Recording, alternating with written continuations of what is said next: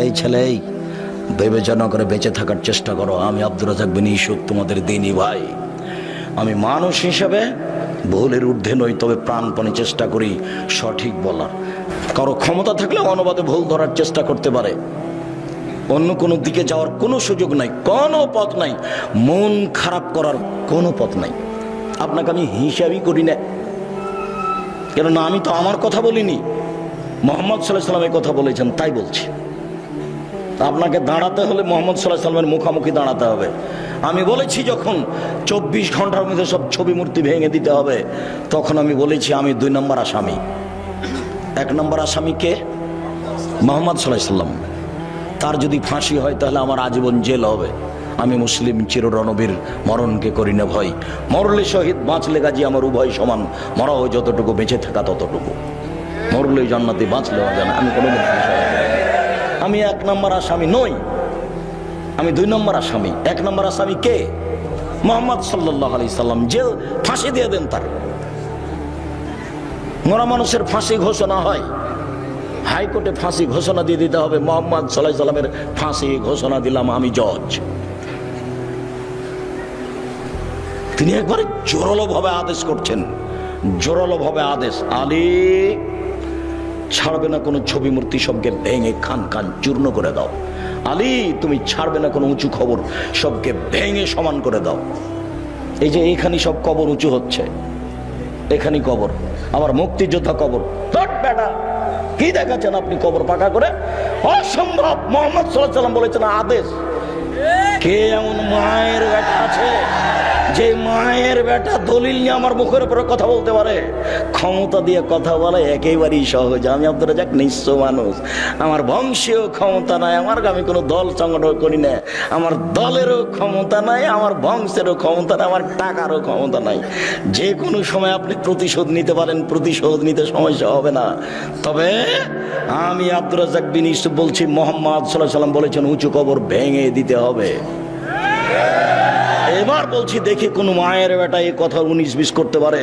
এমন কোন মায়ের বেটা পৃথিবীতে জন্ম নিয়েছে, তার সাথে আমি মুখামুখি হতে প্রস্তুত রয়েছি। উঁচু কবর কেন? কি দেখাতে চাচ্ছেন আপনি? কি বলতে চাচ্ছেন আপনি? সম্মানিত দিনী ভাই বোন, আপনার কথার কারণে আমি কথাগুলি বলে ফেললাম, যদিচ আমি জোরে কথা বলতে চাচ্ছি না। আপনাকে আমি অনেক ভালোবাসি। আমি আপনার কাছে যেটা চেয়েছি সেটা হচ্ছে আপনি জামিয়া সালাফিয়ার জন্য দোয়া করবেন। আমার মনে বড় সাধ, এদেশের মাটিতে আমি উন্নত মানের প্রতিষ্ঠান গড়বই গড়ব ইনশাআল্লাহ। জামিয়া সালাফিয়ার ডাঙ্গিপাড়া পবারাজ্জাই প্রায় 20 বিঘা জমির উপরে, এত বড় এরিয়া নেই এদেশে কোনো প্রতিষ্ঠান নাই, এদেশে নাই। জামিয়া সালাফিয়া ডাঙ্গিপাড়া পবারাজ্জাইয়ের মসজিদটার জমি হচ্ছে 90%। 3000 মুসাল্লি একসাথে সালাত আদায় করতে পারবে। 1 তলা কমপ্লিট হয়ে গেছে, প্রায় কমপ্লিট, 2 তলার কাজ আরম্ভ হয়েছে। এখানেও আরম্ভ করতাম 3 বছর আগে, জমি ঠিক হয় না, মানে জমি ঠিক করতে পারি না আজ পর্যন্ত। একজন রাজি হলে আরেকজন হয় না, আরেকজন রাজি হলে আরেকজন হয় না। হাটাববির হাটাবর লোককে বলেছি আগামীকাল যদি জমি ঠিক হয়ে যায়, পরের দিন আমি কাজ আরম্ভ করবো ইনশাআল্লাহ। আজকে যারা আছে হাটাববির হাটাবর লোক বলুক যে আসেন, কোথা থেকে জমি নেবেন নেন। যদি কালকে ঠিক করতে পারে, পরের দিন আমি কাজ শুরু করবো ইনশাআল্লাহ। আমি প্রস্তুত আছি। কাজ কিভাবে হবে আমি জানি না।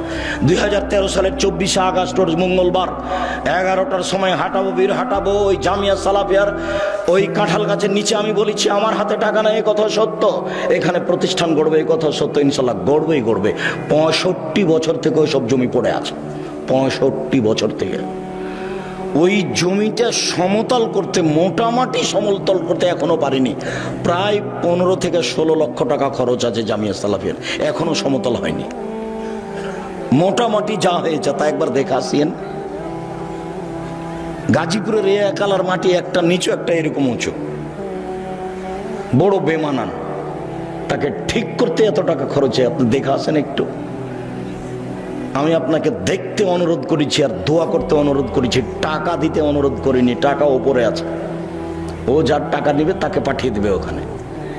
আপনি মনে করছেন এমনি এত বড় প্রতিষ্ঠান চলছে, 535 জন অসহায় ছেলে মেয়ে থাকে, তার 115 জন শুধু এতিম, আমি টাকা দিই? আমি একদিনের টাকা দিতে পারবো না, এক সন্ধ্যার। আমি তো ভিক্ষুক, ভিক্ষা করে বাড়ি মানুষের বাড়ি বাড়ি। কারোর কাছে 500 টাকা 1000 টাকা নিতে আমাকে 10 বার মোবাইল করা লাগে, 20 বার বারে 50 বার লাগে। ভিক্ষা করে প্রতিষ্ঠান চালাই, নিঃস্ব, কোনো নির্ধারিত মানুষ নাই এর নিচে, চলবে ইনশাল্লাহ। 2016 সালের 17 ফেব্রুয়ারি রোজ বুধবার বিকাল 4:30-5টার সময় জামিয়া সালাফিয়া ডাঙ্গিপাড়া পাওয়া রাজশাহী, ওইখানে বলেছিলাম আমার হাতে টাকা নেই, এ কথা সত্য, এখানে প্রতিষ্ঠান গড়বে, এ কথা সত্য, ইনশাল্লাহ গড়বে। কয়েক কোটি টাকার জমি ওখানে কিনা আছে, কয়েক কোটি টাকার জমি এখানেও কিনা আছে। ওখানে 1300 মানুষের ছেলেদের অংশে রান্না হয়, আর মেয়েদের অংশে 700-750 মহিলার রান্না হয়।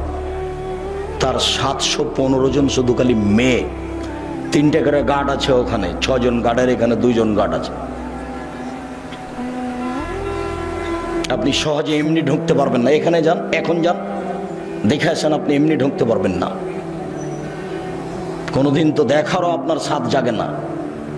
কথাটা বলেই রাখি, এদেশের শীর্ষস্থানীয় আলেম ওলামা বক্তব্য দিবেন এই মার্চের 5-6, বৃহস্পতিবার শুক্রবার, সামনের বৃহস্পতিবার শুক্রবারের পরের বৃহস্পতিবার শুক্রবার। আপনি মুরব্বী মানুষ, আপনাকে আমি অনুরোধ জানাচ্ছি, আপনি ওখানে যাবেন, দেশের শীর্ষস্থানীয় বড় বড় আলেম ওলামা কথা বলবেন। আকরামুজ্জামান বিন আব্দুস সালাম তার মধ্যে একজন। আমি এখানে যেটা বারবার বলতে চাচ্ছি সেটা, আমি আপনার দোয়ার ভিখারি। খালি আপনি বলবেন, আল্লাহ, আব্দুর রাজ্জাক সাহেব যে কাজ করছে এটা তুমি কবুল করো। আমি সেদিনও বলেছিলাম খালি উপরের কবুলিয়ত, উপরে কবুল হয়ে গেলে এগুলো সহজ। আর আমি আমার ব্যাপারে যেটা বলি, যে আমি আপনাদের টাকা পয়সা ক্ষতি করি না, আমি নিজে খাই না। এখানে কালকে যাবেন, এখানে একটা ভাউচার ফাইল আছে, যখন আমি খেয়েছি তখনকার টাকা দেওয়া আছে। দেখবেন, এই ছেলে দেখি, হিসাব রক্ষক দেখি, তোমার ভাউচার ফাইলটা দেখি আব্দুর রাজ্জাক সাহেবের ফাইল আছে কিনা। এখানে বোর্ডিং সুপার আছে, হিসাব রক্ষক আছে, ওখানে 2-3 জন হিসাব রক্ষক আছে, বোর্ডিং সুপার আছে, 156 জন শিক্ষক শিক্ষিকা কর্মচারী, 156 জন। আর মাসিক আল ইতেসাম পত্রিকার মুফতি 10 জন। এদেশের আর একটা পত্রিকা বের করেন যার এই অবস্থা আছে, খালি মুফতি 10 জন। মাসিক আল ইতেসাম পত্রিকার প্রতি মাসে বৈঠক বসে। তার গত শনিবার রবিবার বৈঠক হয়েছে কি সোমবার, আমার দিনটা এখন মনে নাই, তবে এই সপ্তাহতেই 15 জন মানুষ কর্মচারী আছে, শিক্ষক আছেন।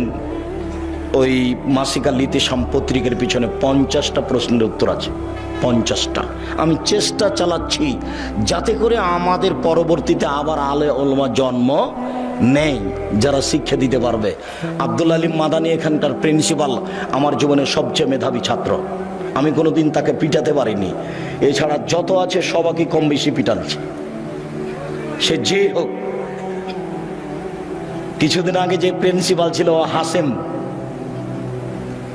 আর এখন আপনার এই দারুস সুন্নাহ মিরপুর ঢাকা আব্দুল নূর মাদানী, কবে পিটালছি। তবে এরা মেধাবী সব। মুশফিক, যে এখন মুশফিকুর রহমান নাজিরা বাজারের শিক্ষক, প্রায় যারাকে পড়িয়েছি তারা এখন একটা মাঠে কাজ করছে। ইমামউদ্দিন বিন আব্দুল বাসির অনেক দিনের ছাত্র, মুজাফফর অনেক দিনের ছাত্র। তবে এদের মধ্যে সবচেয়ে মেধাবী এখন যে প্রিন্সিপাল আব্দুল আলিম মাদানী, আমার সামনে কোনোদিন ভুল পড়েছে তা আমার জানা নাই। আর পড়াতে একটু 19-20 হলে আমি কাউকে কোনোদিন ছাড় দিইনি, একবারে পিটাতে ক্লাসে ঘাল করে দিয়েছি। 19-20 একটা শব্দের 19-20 চলবে না, যেইভাবে শব্দ আছে ওইভাবে পড়ে দিতে হবে। এই গতিতেই আছি, খালি একটু দোয়া করবেন। দোয়ার ভিখারি মহান আল্লাহ বলেন, ওমাইয়াতাওয়াক্কাল আলাল্লাহ, যে ব্যক্তি আল্লাহর উপরে ভরসা করবে আল্লাহ তার জন্য যথেষ্ট। শুআয়ব আলাইহিস সালাম বলেন, ওমা তৌফিকি ইল্লা বিল্লাহ, আল্লাহ ছাড়া আমার কোনো শক্তি নাই। আলাইহি তাওয়াক্কালতু ওয়া ইলাইহি উনীব, আমি আল্লাহর উপরেই ভরসা রাখি, তার নিকটেই ফিরে যাব। মহান আল্লাহ বলেন আমাদের নবীকে, ফায়জা আযামতা ফাতাওয়াক্কাল আলাল্লাহ, মুহাম্মদ সাল্লাল্লাহু আলাইহি সাল্লাম, আপনি যখন কোনো কাজের সিদ্ধান্ত নেবেন তখন আপনি আল্লাহর উপরে ভরসা রাখুন। ইন্নাল্লাহা ইউহিব্বুল মুতাওয়াক্কিলিন, নিশ্চয় আল্লাহর উপরে ভরসা রাখে যে তাকে আল্লাহ ভালোবাসেন। বড় বড় পরহেজগার মানুষের আল্লাহ ভরসা, দুই একজন নবী রাসূলের আল্লাহ ভরসা। আজকে আপনার জন্য আল্লাহ ভরসা। এই ছেলে, ওখানে দাঁড়িয়ে আছো কেন? তুমি কি দেখাশোনা করছো? যারা এখানে পাশ দিয়ে হাঁটছে তারা হাঁটছে কেন? তোমরা একটু দেখতে পাও না? আর যেখানে মহিলা আছে সেখানে কথা বলে কেন? তুমি একটু খেয়াল করতে পারো না? যাও দেখো। আর আপনি আমার দিনী বোন, দয়া করে কথা বলিয়েন না। আপনার এটা স্বামীর বাড়ি নয়, এটা আপনার বাপের বাড়িও না। আপনার একটু লজ্জা থাকা দরকার। আব্দুর রাজ্জাক বিন ইউসুফ কথা বলছেন, আপনি কথা বলেন কোন লজ্জায়? কেউ যদি আপনার মাথার উপর দিয়ে, গায়ের উপর দিয়ে চলে যায় তবে আপনি মুখ খুলবেন না, চুপ থেকে যান একবারে। পাথরের মতো থাকেন আর কান আমার দিকে লাগিয়ে থাকেন। যে উপকার করবো ইনশাআল্লাহ। আজকে বাড়ি থেকে বের হয়েছেন কিভাবে? বাড়ি থেকে বের হবেন কিভাবে? রাসূল সাল্লাল্লাহু আলাইহি সাল্লাম বলছেন, বিসমিল্লাহি তাওয়াক্কালতু আলাল্লাহ লা হাওলা ওয়ালা কুওয়াতা ইল্লা বিল্লাহ। এ দেখেন, বিসমিল্লাহি তাওয়াক্কালতু আলাল্লাহ, আমি আল্লাহর নামে বাড়ি থেকে বের হচ্ছি, তারই উপরে ভরসা করি। আমার চলা থেমে যাওয়া আল্লাহর শক্তিতেই হয়। চলতে পারি ওরই শক্তিতেই, থেমে যাই তারই শক্তিতেই। বিসমিল্লাহি তাওয়াক্কালতু আলাল্লাহ লা হাওলা ওয়ালা কুওয়াতা ইল্লা বিল্লাহ। মনে থাকবে না? আজ থেকে বাড়ি থেকে বের হলে এটা ব্যবহার করবেন, বক্তব্যের সাথে মুনাফিকি করবেন না। এই ছেলে, আরেকজনের গায়ে হাত দিয়ে আছো কেন? রেডি হও, ঘুম আসে, একটু প্রস্তুতি নাও। আমার অল্প সময় কথা, আমি নিজেই ক্লান্ত, উপস্থিত হতে চাইনি। আসলে উসমান ভাই, মোশাররফ এরা খুব জোর করে উপস্থিত করেছে। তাদেরও ভালো হোক, তারা একটা ভালো কাজের জন্য চাপ দিয়ে নিয়ে এসেছে। দয়া করে আপনি অপ্রস্তুত অবস্থায় থাকবেন না। আর যখনই কোনো কাজ করতে চাইবেন, ছেলে বলল আব্বু একটা কলম আনিয়েন, তখন আপনি কি বলবেন? ইনশাআল্লাহ। আনবো এ কথা বলে থেমে যাবেন না। আনবো এ কথা বলে যদি থেমে যান, তাহলে কলম কিনে আনার দায়িত্ব আপনি নিলেন। আর যদি আপনি বলেন ইনশাআল্লাহ, তাহলে কলম কিনে আনার দায়িত্ব কার উপরে চাপিয়ে দিলেন? আল্লাহর উপরে। হোক আর না হোক, লাভ নাই লস নাই, হলে ভালো না হলে ভালো। আমি তো কাজ কার উপরে চাপিয়ে দিয়েছি? উপরে উপরে বলেছি ইনশাআল্লাহ। আর যদি আপনি বলেন ঠিক আছে আনবো, তাহলে কাজ উপর নিজের উপরে নিয়ে নিলেন, নাও হতে পারে। সুলাইমান আলাইহিস সালামকে আল্লাহ ঠেকিয়ে দিয়েছেন। সুলাইমান আলাইহিস সালাম বলেন আমরা 100 জন বউ, সবার কাছে যাব, সব ছেলে জন্ম নেবে, সবাই হবে যোদ্ধা, যুদ্ধ করে দেশ দখল করব। তুমি ইনশাআল্লাহ বলেননি। একটাও স্ত্রী সন্তান দিল না, একজন দিলে তো অর্ধাঙ্গ অচল। তখন আল্লাহ বলছেন সুলাইমান, ক্ষমতা দিয়ে কাজ হবে না, ইনশাআল্লাহ বলতে হতো। কাজ আমার উপরে চাপায়, কাজ আমার উপরে চাপায়। আপনাকে বলছি, এখন আপনাকে বলছি, উপস্থিত বৈঠকের মুসলিম বোন, এই মেয়ে কথা বলছো কেন? চুপ থাকো। উপস্থিত বৈঠকের মুসলিম বোন, আপনাকেই বলছি, এদিকে খেয়াল করেন, আপনাকেই বলছি। কোনো কাজ করতে গেলে স্বামী একটা কাজ আপনাকে করতে বললো যে এই কাজটা করো, আমি আসছি, তা আপনি কি বলবেন?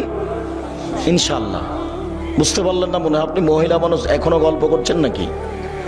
কি বলবেন? ইনশাআল্লাহ। স্বামী বলছেন তুমি এই কাজটা করো, আমি যাচ্ছি, তখন আপনি কি বলবেন? ইনশাআল্লাহ।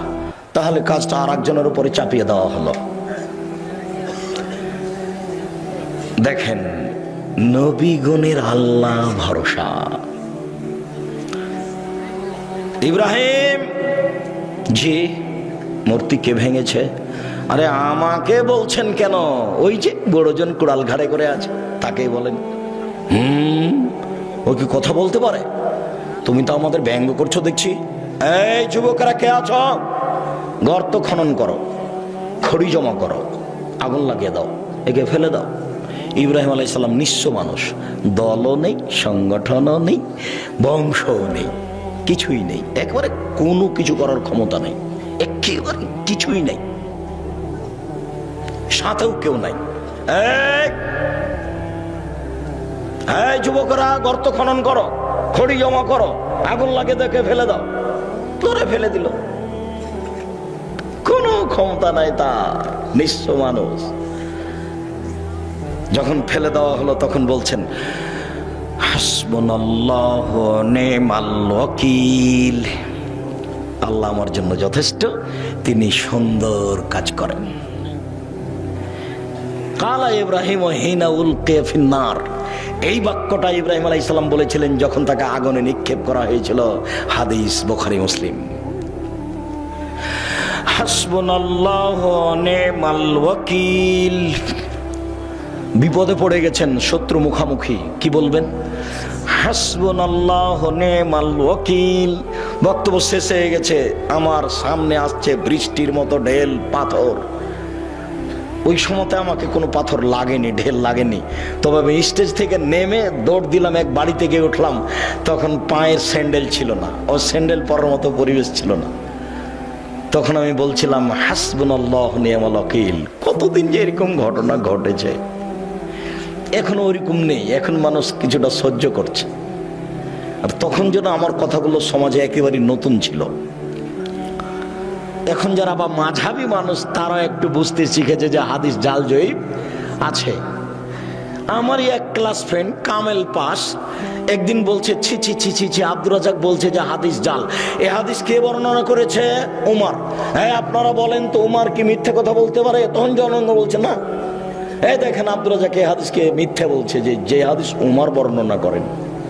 জনগণ তো আর বুঝে না, জনগণ তো আর বুঝে না যে হাদিস কিভাবে নকল হয়েছে। ওই মাইকটার ওখানে আল্লাহর নবী, আপনাকে দেখাচ্ছি, ওই মাইকটার ওখানে আল্লাহর নবী। এবার আল্লাহর নবী থেকে কথা শুনছেন আমার ওই ভাইয়ের ওখানে আবু হুরায়রা রাদিয়াল্লাহু তাআলা আনহু, উনি সাহাবীর স্থানে, তারপরে সাহাবীর পরে তাবেঈর স্থানে, তারপরে তাবেঈর পরে ইনি একজন, তারপরে আমার স্থানে ইমাম বুখারী। এখন ইমাম বুখারী বলছেন, আমি হাদিস শুনেছি আমার শিক্ষক মাখুল হতে। তিনি বলছেন আমি হাদিস বর্ণনা করছি আমার শিক্ষক নাফে হতে। নাফে বলছেন আমি হাদিস নকল করছি আমার শিক্ষক আবু হুরায়রা হতে। আবু হুরায়রা বলছেন আমাকে আল্লাহর নবী বলেছেন। এইভাবে হাদিসের সূত্র আছে। তো ইনি বাড়িতে বসে বসে আরবি বানালছেন, দিয়ে এইভাবে রেডি করেছেন। কথা বুঝেননি? তার নাম জাল হাদিস, তার নাম জাল হাদিস। দেখবেন আপনি মুখামুখি দেখবেন, মুখামুখি দেখেন, একবারে মুখামুখি। বেশ কিছু হাদিস আছে, দাড়ি চাঁচা যাবে না, ছোট করা যাবে না, দাড়ি বড় করো। নবীগণের বৈশিষ্ট্য 10টি, পৃথিবীর সকল নবীর বৈশিষ্ট্য 10টি। 1, দাড়ি ছেড়ে দাও, ইচ্ছে মতো বড় হবে। 2, মোচ কেটে ফেলো, ব্লেড ব্যবহার করা হবে না, মোচ কাটতে হবে, মোচ থাকবে দেখে পুরুষ মনে হবে। দাড়ি আর মোচ চেঁচে ফেল দিলে ওকে বেটি ছেলে মনে হবে, মহিলা মানুষ, তখন তার উপরে অভিশাপ হবে।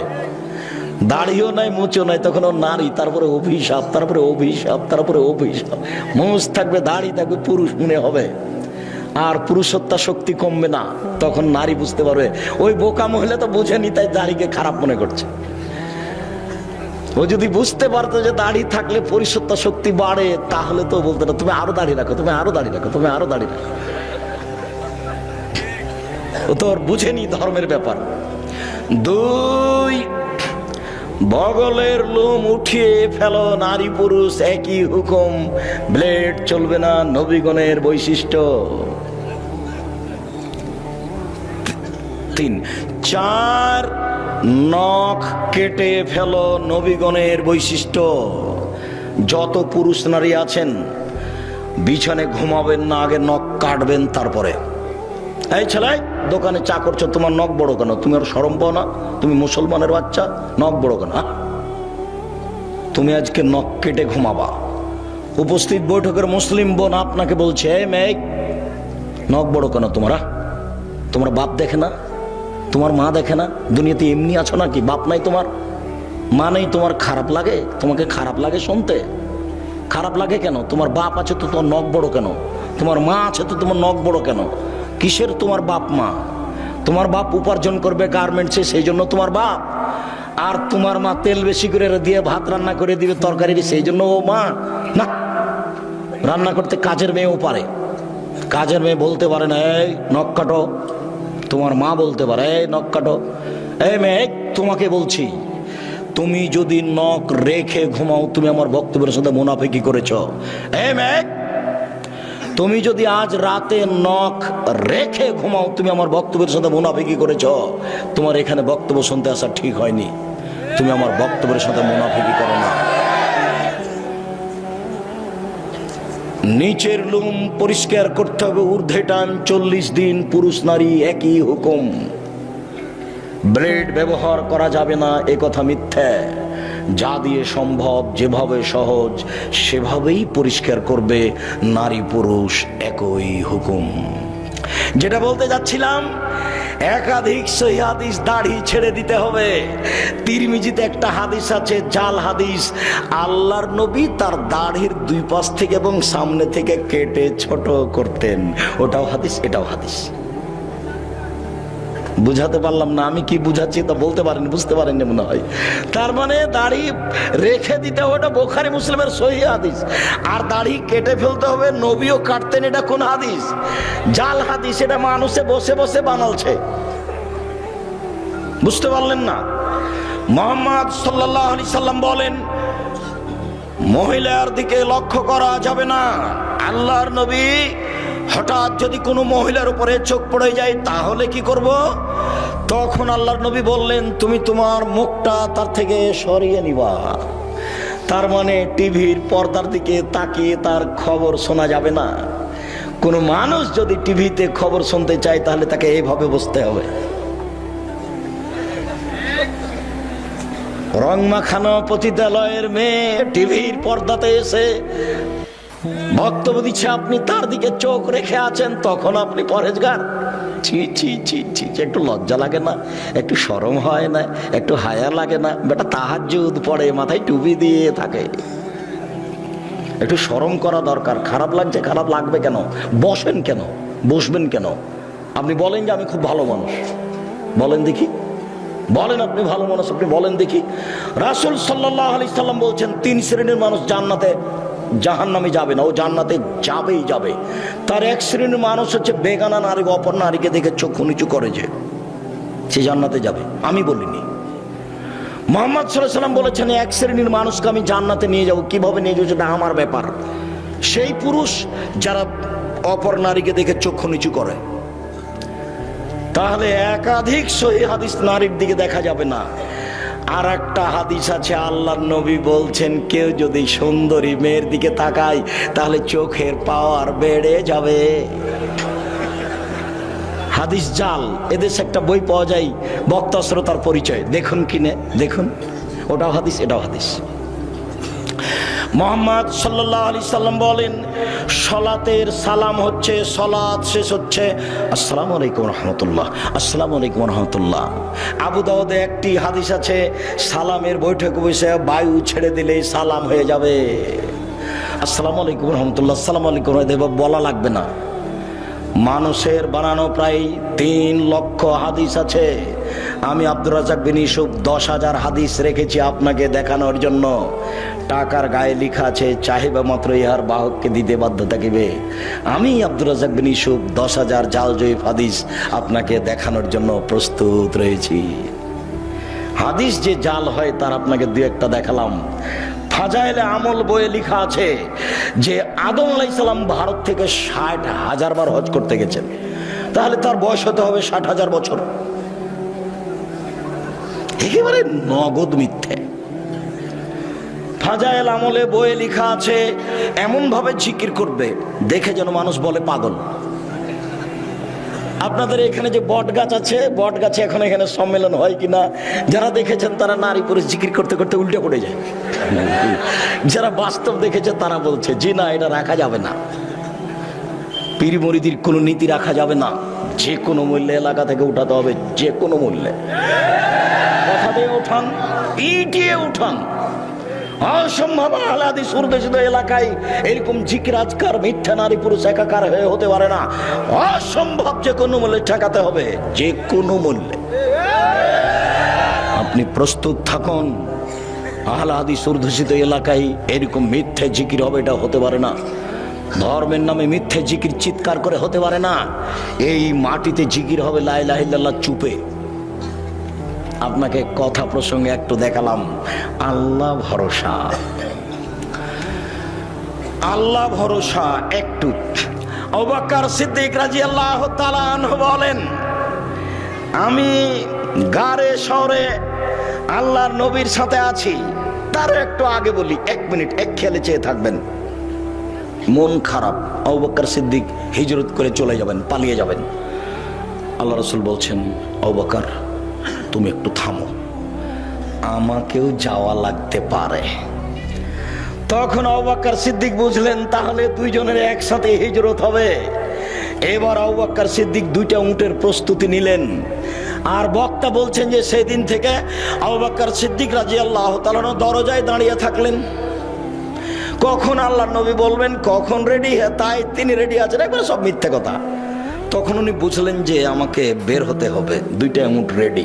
হঠাৎ একদিন দুপুরের সময় আয়েশা রাদিয়াল্লাহু তাআলা বলছেন, আমার বাপ মা খালি দিন ধর্ম, খালি দিন ধর্ম। মুহাম্মদ সাল্লাল্লাহু আলাইহি ওয়াসাল্লাম আমাদের বাড়িতে সকালে আসেন, বিকেলে আসেন, সকালে আসেন, বিকেলে আসেন। ঠিক একদিন দুপুরের সময় এসে বলছেন, ঢুকে বলছেন, আবু বকর সিদ্দিক, জি মেয়ে দুটাকে আপনার পরিবারের, এদেরকে সরতে বলেন। জি না, সরবে না। কি বলছেন বলেন? তার মানে আমি আবু বকর সিদ্দিক যেমন, আমার মেয়েরাও তেমন 19-20 হবে না। আমি বুঝতে পারছি আপনার কথা গোপন, কিন্তু আমাকে বলা যেমন, আমার মেয়েদের সামনে বলা তেমন, কোনো সমস্যা নেই। ওটা আয়েশা, এটা আসমা। বুঝতে পারেননি মনে হয়। বাপ যেমন বেটা তেমন, বাপ যেমন বেটি তেমন। অর্ডার হয়ে গেছে, চলে যেতে হবে। ঠিক আছে, বের হয়ে গেলেন। গারে শহরে পাহাড়ের মধ্যে আশ্রয় নিলেন, গর্তে দিয়ে। আবু বকর সিদ্দিক বলছেন, এখানে আপনি থামেন, আমি আসছি। এখানে আপনি বসেন, আমি আসছি। ওখানে সব মিথ্যা কথা লেখা আছে, যে সব গর্তগুলিকে আবু বকর সিদ্দিক ছিদ্রগুলো বন্ধ করছিলেন, সাপ তাকে দংশন করতে পারে।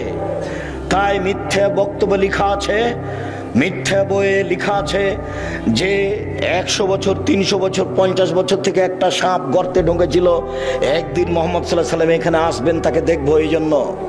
এবার সব গর্তগুলো বন্ধ করলেন আবু বকর সিদ্দিক, মাত্র একটা গর্ত খালি, আর কাপড় নেই। তখন গর্তের মুখের উপরে পা দিলেন। এবার সাপ দেখছে গর্তের মুখ বন্ধ, তাহলে আমি কিভাবে মুহাম্মদকে দেখব? তো দংশন করলেন। বিষে কালো হয়ে গেল, চোখের পানি ঝরে মুহাম্মদ সাল্লাল্লাহু আলাইহি ওয়াসাল্লাম ঝরলো। মুহাম্মদ সাল্লাল্লাহু আলাইহি ওয়াসাল্লামের ঘুম ভেঙে গেল। তিনি বলছেন, তোমার এরকম কোন অবস্থা? বলে, আমাকে সাপে দংশন করেছে। দেখি কোথায়? এই যে এখানে। একটু থুতু দিয়ে ছিঁড়লেন। মিথ্যে কথা, এবারে নগদ মিথ্যে। ওই গর্তের মুখের উপরে ঘুঘুর ডিম দেওয়া আছে। ঘুঘু মানে মাকড়সার জালে ঘুঘু ডিম দিয়েছে, একবারে নগদ মিথ্যে কথা, মিথ্যার নগদ প্রমাণ। আবু বকর সিদ্দিক রাদিয়াল্লাহু তাআলা আনহু বলছেন, কুলতু লিন-নবী সাল্লাল্লাহু আলাইহি সাল্লাম, আমি আল্লাহর নবীকে বলছেন, আমি আল্লাহর নবীকে বললাম, আল্লাহর নবী, লাউ নাজারা আহাদুহুম তাহতা কাদামাইয়ে, ওরা যদি কেউ পায়ের দিকে দেখে, ওই যে ওরা যদি কেউ পায়ের দিকে দেখে, লাভ সরানা, তারা আমাদেরকে দেখে নিবে। তখন আল্লাহ রাসূল বলছেন, মা জান্নাকে আবু বকর, আবু বকর আপনি কি মনে করেন? আপনি কে মনে করেন আমরা 2 জন? আল্লাহ সালেহুমা, আমাদের 3য় জন আল্লাহ। অসম্ভব, ওরা আমাদেরকে দেখতে পারে না। লা তাহজানিল্লাহ মানা, আপনি চিন্তা করবেন না, আল্লাহ আমাদের সাথে আছেন। আপনি কি মনে করেন আমরা 2 জন? 3য় জন আল্লাহ। আল্লাহ ভরসা, দেখেন আল্লাহ ভরসা। ফেরাউন পিছে পিছে ছুটে যাচ্ছে, মূসা আলাইহিস সালাম আগে আগে পালিয়ে যাচ্ছেন। সামনে কুলজুম সাগর, ডানে ফেরাউন, বামে ফেরাউন, পিছে ফেরাউন, সামনে সাগর। সঙ্গী সাথী বলছেন, ইন্নাল্লাহ মুদ্রাকুন, আমরা বন্দী, আমরা আটকা পড়েছি, আমরা বন্দী, আমরা আটকা পড়েছি। তখন মূসা আলাইহিস সালাম বলছেন, কাল্লা, কখনো নয়, অসম্ভব, এটা হতে পারে না। বলেন কি? কাল্লা, কখনো নয়, অসম্ভব, এটা হতে পারে না। ইন্না মায়া রাব্বি, আমার সাথে আমার প্রতিপালক রয়েছেন, সায়াদিনী, তিনি আমাকে পথ দেখাবেন। কোনো পথই নাই, কোনো পথই নাই, বাঁচার কোনো পথই নাই। ডানে ফেরাউন, বামে ফেরাউন, পিছনে ফেরাউন, সামনে সাগর। মূসা আলাইহিস সালাম বলছেন, কখনো নহে, অসম্ভব, হতে পারে না। আল্লাহ আমার সাথে আছেন, তিনি আমাকে পথ দেখাবেন। আল্লাহ ভরসা, বুঝতে পারছেন না? এর নাম আল্লাহ ভরসা। দেখেন, গাল্লা কাতেলা আবওয়াব, সব দরজা জুলাইখা বন্ধ করে দিল। জুলাইখা সব দরজা বন্ধ করে দিয়ে বলছে, হাই তালাক, এইসব তুমি আমার সাথে জেনায় লিপ্ত হও। তখন এইসব বলছেন, মাশাআল্লাহ, আমি আল্লাহর কাছে আশ্রয় চাই। বলো কি তুমি, বলো কি তুমি? ইন্নাহু রাব্বি আহসানা মাসায়া, আরে তোমার স্বামী আমার মালিক, তিনি আমাকে ভালো থাকতে দিয়েছেন, ভালো খেতে দিয়েছেন, আমি অন্যায় করতে পারি না, তোমার সাথে আমি অন্যায় করতে পারি না। এই বলে ইউসুফ আলাইহিস সালাম দৌড় দিয়ে পালাতে চাইলেন। পিছন দিক থেকে জুলাইখা জামা টেনে ধরলো। আগে আগে বের হয়ে যাচ্ছেন ইউসুফ, পিছনে পিছনে যাচ্ছে, আগে আগে যাচ্ছেন ইউসুফ, পিছনে পিছনে যাচ্ছে জুলাইখা। যখনই বের হলেন তখনই সামনে হলো জুলাইখার স্বামী, এক জায়গায় তিনজন, ইউসুফ, জুলাইখা, জুলাইখার স্বামী। দেখে জুলাইখা কথা উল্টে দিল। জুলাইখা বলল, এই দেখেন, এই দেখেন, এই দেখেন, যাকে আপনি লালন পালন করেন, দেখেন তার চরিত্র কত খারাপ, সে আপনার স্ত্রীর সাথে অন্যায় করতে চাই, এর কি শাস্তি হতে পারে? আরে আপনি দেশের বাদশা, কি শাস্তি উল্লেখ করবেন? আমি জুলাইখা বলছি, ওকে যথাযথ পিটন দিতে হবে, নইলে জেলখানায় বন্দি করতে হবে। 12 বছর জেল হলো। 12 বছর পরে সরকারের পক্ষ থেকে লোক এসেছে, এইসব আপনাকে সরকার ডেকে পাঠিয়েছেন, আপনি বের হন জেল থেকে। তখন এইসব বলছেন, যাও সরকারকে বলো ইউসুফ জেল থেকে বের হবে না, যতদিন পর্যন্ত জুলাইখা জাতির সামনে ঘোষণা না দিয়েছে। আমি জুলাইখা বলছি, আমি অন্যায় করেছি, ইউসুফ অন্যায় করেনি। ইউসুফ এখানে সত্যবাদী, আমি মিথ্যাবাদিনী মহিলা। এই কথা জাতির সামনে ঘোষণা না দেওয়া পর্যন্ত আমি ইউসুফ জেল থেকে বের হব না। আমি আপনাকে যেটা বলতে চাচ্ছি, এই ছেলে, কোনোদিন কোনো মেয়ে মানুষের সাথে মোবাইলে গল্প করো না। মেয়ে মানুষ তোমাকে ধ্বংস করবে, তোমার বাপকে ধ্বংস করবে, তোমার বংশকে ধ্বংস করবে, তোমার জাতিকে ধ্বংস করবে। এই যে দেখো, এই যে দেখো মেয়ে মানুষ, হ্যাঁ বেটা, 3 মিনিটের মধ্যে, 1 মিনিটের মধ্যে কথা উল্টে দিবে। তুমিও যাবা জাহান্নামে, তোমার বাপও যাবে, তোমার বংশ যাবে, কারোর মান সম্মান রক্ষা হবে না। এই দেখো জুলাইখা, এই দেখো জুলাইখা। জুলাইখা বলছে, এই যে দেখেন, আপনি যাকে খাওয়ার দিচ্ছেন, লালন পালন করছে, সে আপনার স্ত্রীর সাথে জেনা করতে চাই। হলো এটা? ঠিক হলো? আপনি কি করবেন তার? আরে আপনি কি করবেন? আমি জুলাইখা বলছি, ওকে যথাযথ পিটন দিতে হবে, নইলে জেলখানায় বন্দি করতে হবে। তুমি যার সাথে প্রেমের গল্প করছো, কথা উল্টে দিতে পারে, তখন তোমার কি হবে তুমি বুঝতে পারছো না। আজ থেকে আর কোনোদিন কোনো মেয়ের সাথে কথা বলো না। তোমাকে আবারও বলছি, তুমি তোবা করে উঠবা। উঠার সময় তো বলবে, আস্তাগফিরুল্লাহ ওয়া আতুবু ইলাইহি, আমি তোবা করছি, জীবনে আর কোনোদিন তার সাথে কথা বলবো না ইনশাআল্লাহ। এই ছেলে, তোমাকে আরো একটা বলে দিচ্ছি, তুমি এদিকে খেয়াল করো তো। আজকে এখানে তোবা করে উঠেছো, গিয়ে রাত্রে ঘুমাতে যাচ্ছ, মোবাইলটা লক করে দিয়েছ, দেখবা 2-1 মিনিট পরে ধীরে হাতটা মোবাইলে চলে গেল, লকটা খুলেছ, রিংও দিচ্ছ। এই সময়তে লাফ দিয়ে উঠে ল্যাপটা দূরে ফেলে দিবা। দূরে ফেলে দিয়ে একবারে ঘর থেকে বের হয়ে বলবা, নাউজুবিল্লাহি মিন জালিক, এই শয়তান তোর মুখে লাথি মারি, নাউজুবিল্লাহি মিন জালিক, এই শয়তান তোর মুখে লাথি মারি। আর এই পাটা মাটির উপরে রেখে তুমি এই করবা, ঘষবা, তোর মুখে লাথি মারি, তোর মুখে লাথি মারি, তোর মুখে লাথি মারি, নাউজুবিল্লাহি মিন জালিক। তুমি 2-1 মিনিট করো, দেখবা তুমি স্বাভাবিক হয়ে গেছো। সারা রাত আর তোমার কাছে আসবে না। তুমি যে তোবা করে গেছো, এই জন্য তোমার ঘরে খালি শয়তানে এমন ভাবে ভিড় লেগেছে, তুমি দেখলে অজ্ঞান হয়ে যেতে। শয়তানের কাজ ইহুদির কাছে নেই। শয়তান জানে যে ইহুদি জাহান্নামে যাবে। শয়তানের কাজ খ্রিস্টানের কাছে নাই। শয়তান জানে যে খ্রিস্টান জান্নাতে যাবে। শয়তানের কাছে হিন্দুদের কাছে নাই। শয়তান জানে যে ওরা জাহান্নামে যাবে। স্কুল কলেজ থেকে শয়তান চলে এসেছে কেন? যুবক যুবতীর উরু রানের উপরে মাথা দিয়ে বসে আছে। তখন শয়তান বলছে তাহলে আমি আর কি করবো, আমি তো এটা করাতাম, তো ওরাই যখন করছে তখন আমি যাই। তো এখন আমি যাব কোথায়? যে বলেছে আর কোনোদিন প্রেমের গল্প করব না তোর সাথে, তওবা করছি, আমার কাছে ওখানে। তোকে আজকে রাত্রে ঠগাবোই ঠগাবো, তোকে আমি দেখে ছেড়ে দেবো। এই কথা তোমার সাথে বাজি লেগেছে ইবলিস। এই বেটা তোর সাথে বাজি লেগেছে ইবলিস। এই ছেলে তোমার সাথে বাজি লেগেছে ইবলিস। যখন ইবলিসকে আল্লাহ বলেন এই আদমকে সিজদা করলি না কেন, তখন ইবলিস বলছে আমি সিজদা করব মানে? আদম মাটির তৈরি, আমি আগুনের তৈরি, তাকে কেন সিজদা করব? তখন আল্লাহ বলছেন সর সর এখান থেকে, সর, দূর হ। তখন ইবলিস বলছে হ্যাঁ দূর হয়ে যাব, তবে আমাকে একটা ক্ষমতা দিতে হবে। কি? আজীবন বেঁচে থাকবো। ঠিক আছে দিলাম। আর একটা, আদমের ছেলে মেয়েকে দেখে ছেড়ে দেবো কিভাবে জান্নাতে যায়। আমি যাব জাহান্নামে আর ওরা যাবে জান্নাতে। আমি ওদের দেখে ছেড়ে দেবো কিভাবে জান্নাতে যায়। তাহলে কথোপকথন মুখামুখি কার সাথে হচ্ছে? আল্লাহর সাথে। কার? ইবলিসের। ইবলিস আল্লাহর সাথে চুক্তি করেছে তোমাকে দেখে ছেড়ে দিয়ে তুমি কেমনে জান্নাতে যাও, যার জন্য তুমি তওবা করার সাথে সাথে তোমার ঘরে এসে ঢুকেছে। আর 1 মিনিট দেখো, 1 মিনিট এদিকে দেখো, এদিকে। আদম জি ফল খাবেন না, যেমন বলেছেন ফল খাবেন না, তেমনি ইবলিস এসে বলছে আমি ভালো মানুষ, আপনি আমার কথা শোনেন, আমি উত্তম পরামর্শদাতা, আমি ভালো মানুষ, আপনি আমার কথা শোনেন। তারপর আর নাই। হাওয়া কি করা যায়? হাওয়া কি করা যায়? তা হাওয়া বলছেন খাও না। তো যখন বলছে তো সে তো ভালো মানুষ, কি করে? আবার চলে এসেছে, আরে আমি ভালো মানুষ, আমার কথা শোনেন, আল্লাহ আপনাকে জান্নাতে রাখবেন না সেই জন্য এই কথা বলেছে। আপনি খান, জান্নাতে থাকবেন। আমি খুব ভালো মানুষ, আমি কল্যাণ কামনা করি, আপনার কল্যাণ কামনা করি। তারপর আর নেই। হাওয়া কি করা যায়? খান না, বলছে তো ভালো মানুষ। এভাবে বলতে বলতে খেয়ে নিয়েছেন। যেমন খেয়েছেন তেমনি আল্লাহ বলছেন আমি নিষেধ করলাম যে আমি।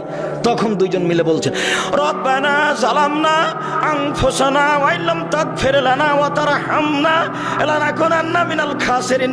হে আমাদের প্রতিপালক, তুমি যদি দয়া না করো, তুমি যদি ক্ষমা না করো, তাহলে আমরা অপরাধীদের অন্তর্ভুক্ত হব। আমরা নিজেদের প্রতি অন্যায় করেছি, তুমি যদি দয়া না করো, তুমি যদি ক্ষমা না করো, তাহলে আমরা পাপীদের অন্তর্ভুক্ত হব। মরা পর্যন্ত দুইজনে কথা বলেছেন, মরা পর্যন্ত। আর সব নিজের ছেলে মেয়েকে বলে গেছেন, আপনাকে বলেছেন। আপনি কি বলবেন? রব্বানা যালামনা আনফুসানা ওয়া ইল্লাম তাগফির লানা ওয়া তারহামনা লানাকুনান্না মিনাল খাসিরিন। কে বলেছেন? আমার বাপ বলেছেন। কে বলেছেন? আপনার বাপ বলেছেন। কে বলেছেন বলেন তো দেখি? আদম আলাইহিস সালাম বলেছেন। অতএব আমাকে আপনাকে বলতে হবে খুব শয়তান, ও হলো শয়তান। এইবার আপনাকে খালি যদি কথা বলিয়ে দিতে পারে মেয়েটার সাথে, বেটা তোবা কোথায় গেল রে তোর?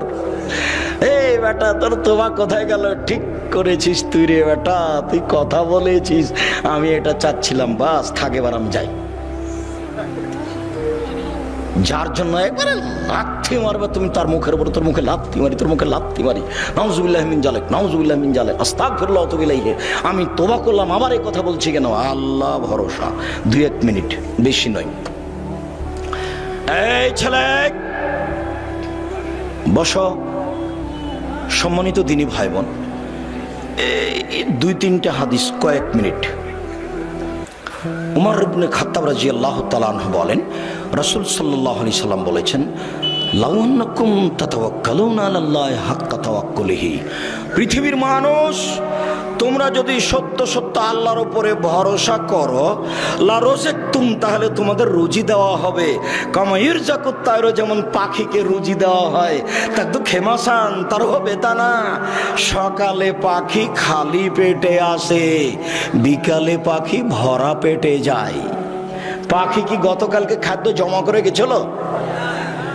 তা আজকে সকালে খালি পেটে আসেনি, এখন বিকালে কিভাবে যাচ্ছে?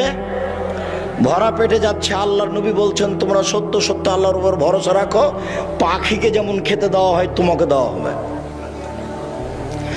আবু হুরায়রা রাদিয়াল্লাহু তাআলা আনহু বলেন, নবী করিম সাল্লাল্লাহু আলাইহি সাল্লাম বলেছেন, আমার উম্মতের ৭০,০০০ মানুষ হিসাব ছাড়াই জান্নাতে যাবে। ৩টি গুণ আছে যাদের। এক, লায়াস্তার কোনা, যারা ঝাড়ফুঁক করে না। ২, ওয়ালায়াতাতাইয়ারুনা, যারা অশুভ ফল গ্রহণ করে না। কার যে মুখ দেখে আসলাম কাজই হলো না, কোন মহিলার যে মুখ দেখলাম, এর নাম অশুভ ফল গ্রহণ করা। ৩, ওয়ালা রাব্বিহিম ইয়াতাওয়াক্কালুন, যারা আল্লাহর উপরে ভরসা করে তারা বিনা হিসাবে জান্নাতে যাবে, কোনো হিসাব নিকাশ নাই। আর একটা কথা, আমাদের নবী মুহাম্মদ সাল্লাল্লাহু আলাইহি সাল্লাম বলেন, ওয়াদানি রাব্বি, আমার প্রতিপালক আমার সাথে ওয়াদা করেছেন, আমার প্রতিপালকের সাথে আমার চুক্তি হয়েছে, আমার প্রতিপালকের সাথে আমার চুক্তি হয়েছে, আমার প্রতিপালকের সাথে আমার চুক্তি হয়েছে, আমার উম্মতের ৭০,০০০ মানুষকে তিনি জান্নাতে দিবেন, হিসাব হবে না। তারপরে বলছেন মাহকুল্লাল মিন সাবুন আলফ, ৭০,০০০-এর প্রত্যেক হাজারের সাথে আরো ৭০,০০০।